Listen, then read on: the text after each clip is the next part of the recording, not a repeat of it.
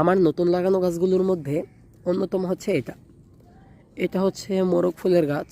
এটাকে আপনাদের ভিডিওতে কেমন দেখাচ্ছে সেটা তো আমি জানি না, তবে আমার কিন্তু এটা সামনাসামনি খুব সুন্দর লাগছে এবং দেখেই মানে একটা অন্যরকম ফিল আসছে। এখানে আপনারা একটু বেশি সবুজ দেখতে পাচ্ছেন, এটা এতটাও লাইট সবুজ না, এটা আরেকটু ডার্ক টাইপের যতটা ভিডিওতে দেখা যাচ্ছে। আর পাতাগুলো কিন্তু প্রথমে একদম এরম লাল ছিল, দেখতে পাচ্ছেন। এই গাছটা হয়েছিল আমাদের ঘরের একদম ঢোকার যে মেইন গেট তার সামনে, যেখানে জুতা রাখি। একদিন জুতা খুলতে গিয়ে দেখি এটা হয়ে রয়েছে, তো সেটাকে তেমন একটা গুরুত্ব দিইনি। বেশ কয়েকদিন যাওয়ার পর এটা আস্তে আস্তে প্রায় এতটুকুর মতন হয়ে গেছিলো, এই যে এতটুকু একদম চিকন ছিল, এই পাতার ডাঁটাটার মতো চিকন ছিল। পরে আমি এটাকে এখানে লাগিয়েছি।